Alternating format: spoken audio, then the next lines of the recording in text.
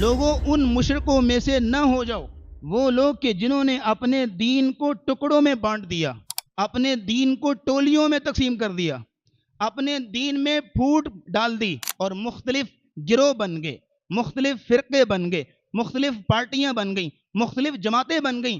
فرمایا ایسے تنازع نہ کرو، تم بزدل ہو جاؤ گے اور تمہاری قوت ختم ہو جائے گی۔ امام راضی رحمہ اللہ اس آیت کی تفسیر میں کہتے ہیں کہ جب بھی مسلمان آپس میں تنازع کریں گے تو دو چیزیں لازمی ان کے اندر ہوں گی۔ نمبر ایک کہ ان کی قوت جواب دے جائے گی، بزدلی ان کے اندر آ جائے گی، ہمت جواب دے جائے گی اور ان کے اندر جو ہے وہ بہادری ختم ہو جائے گی۔ اور دوسری چیز یہ ہے کہ ان کا جو مجموعی طور پہ جو اتحاد ہے وہ کمزور پڑ جائے گا۔ نبی کریم صلی اللہ تعالیٰ علیہ وسلم نے امت مسلمہ کو جوڑنے کے لیے جس طرح محنت کی تھی اور جیسے آپ نے جاں فشانی سے قربانیاں دی تھیں تاکہ امت مسلمہ جڑ جائے اور یہ ایک پلیٹ فارم پہ جمع ہو جائے، لیکن اس کے برعکس آج وہی امت مسلمہ طرح طرح کے تفرقوں، طرح طرح کی انتشار، طرح طرح کے اختلافات میں پڑی ہوئی ہے اور پھوٹ کا شکار ہے۔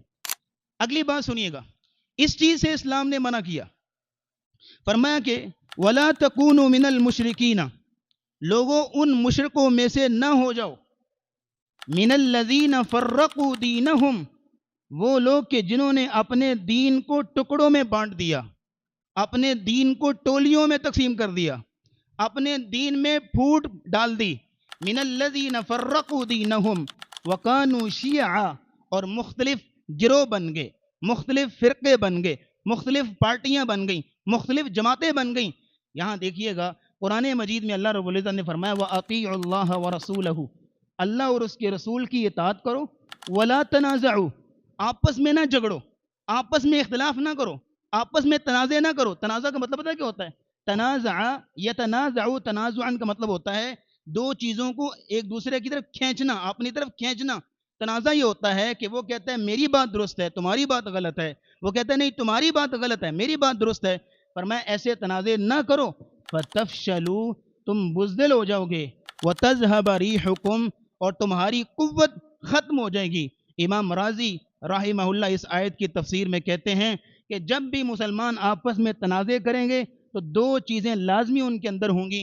نمبر ایک کہ ان کی قوت جواب دے جائے گی، بزدلی ان کے اندر آ جائے گی، ہمت جواب دے جائے گی اور ان کے اندر جو ہے وہ بہادری ختم ہو جائے گی۔ اور دوسری چیز یہ ہے کہ ان کا جو مجموعی طور پہ جو اتحاد ہے وہ کمزور پڑ جائے گا۔ یہ تنازع ہوا تھا صحابہ کرام کے دور میں بھی۔ ایک سورہ آل عمران میں اللہ نے ذکر کیا وَلَقَدْ صَدَقَكُمُ اللَّهُ وَعْدَهُ إِذْ تَحُسُّونَهُمْ بِإِذْنِهِ، اس وقت کو یاد کرو کہ جب اللہ نے تمہارے ساتھ کیا ہوا وعدہ سچ کر دکھایا۔ اِذْ تَحُسُّونَهُمْ بِإِذْنِهِ، جب تم کافروں کی گردنیں اتار رہے تھے، ان کو قتل کر رہے تھے میدان احد میں، لیکن کیا ہوا؟ تم نے تنازع کیا، فَتَفْشَلُوا، پھر تم اس میں جو ہے تم اپنی تنازع میں تم جو ہے شکار ہو گئے اور معاملہ کیا بنا؟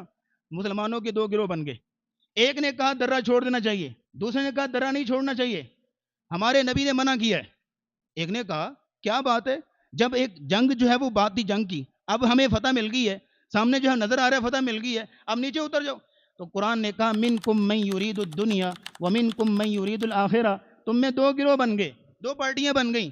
ایک جو ہے وہ دنیا کو دیکھ رہی تھی، مال غنیمت کو، اور دوسری آخرت کو دیکھ رہی تھی کہ ہمارے نبی نے حکم دیا ہے۔ جب اس تنازع کا شکار ہوئے تو پھر اس کا وبال بھی مسلمانوں کو بھگتنا پڑا۔ اس لیے فرمایا کہ وَلَا تَكُونُوا مِنَ الْمُشْرِكِينَ، مشرکوں میں سے نہ ہو جاؤ، مِنَ الَّذِينَ فَرَّقُوا دِينَهُمْ، وہ لوگ کہ جنہوں نے اپنے دین میں تفرقے پیدا کیے، تنازع پیدا کیے، وَقَانُوا شِيَعًا، اور مختلف ٹولیوں میں بٹ گئے۔ اچھا یہ تفرقے پتہ کب بنے؟ یہ ٹولیاں کب بنی؟ جب ہم نے اپنے اصل دین کو چھوڑ کر اضافی چیزوں میں ہم پڑ گئے اور اضافی بحثیں کرنے لگ گئے، اختلافی مسائل کو ہم نے چھیڑ لیا۔ دیکھیے ہماری اصل کیا ہے؟ توحید۔ ہماری اصل کیا ہے؟ قرآن۔ ہماری اصل کیا ہے؟ یا دین، توحید، اسلام ہماری اصل ہے۔ اگر ہم اپنی اصل پر کھڑے ہوں تو ہم ایک ہیں۔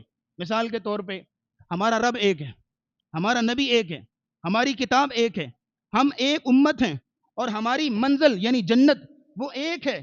یعنی آپ سمجھ لیجئے کہ توحید ایک، نماز، روزہ، حج، زکوٰۃ، یہ ہماری اصل چیزیں ہیں۔ ان میں ہم اگر آ جائیں تو ہم ایک ہیں، ایک پلیٹ فارم پہ کھڑے ہیں. لیکن اختلاف کہاں پہ ہوا، تفرقے کہاں پہ پڑے؟ جب ہم نے اضافی بحثیں کی، جب ہم اضافی چیزوں کے اندر پڑ گئے. اسی چیز کی دعوت تو اللہ نے قرآن میں یہودیوں اور عیسائیوں کو بھی دی تھی.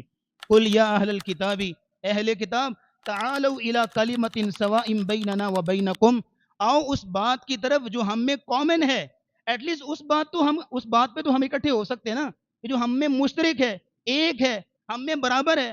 جو اضافی چیزیں ہم بعد میں ڈسکس کر لیں گے، کم از کم جو ہم میں اصل چیزیں ہیں، جو بنیادی چیزیں ہیں، جو ہماری برابری کی دلیل ہیں، ان میں تو ہم کھڑے ہو جائیں، ان میں تو ہم ایک پلیٹ فارم پہ جمع ہوں. اللہ نعبد الا اللہ ولا نشرک به شیئا، اسی چیز کو سامنے رکھتے ہوئے ہم آج بھی کہیں گے سر آپ کہتے ہیں کہ اس طرح نماز پڑھنی ہے، کوئی کہتا ہے یہ کام کرنا ہے، وہ کہتا ہے نہیں اس طرح کرنا ہے. اور بھائی باقی بحثیں تو بعد میں لڑنا جھگڑنا، لیکن ایٹ لیسٹ جو ہماری اصل چیزیں ہیں، ہماری بنیادی چیزیں، ان میں تو ہم اکٹھے ہو جائیں. ان میں ہم کیوں تفرقے کا شکار ہوئے؟ اس لیے اللہ رب العزت نے اس چیز سے منع کیا.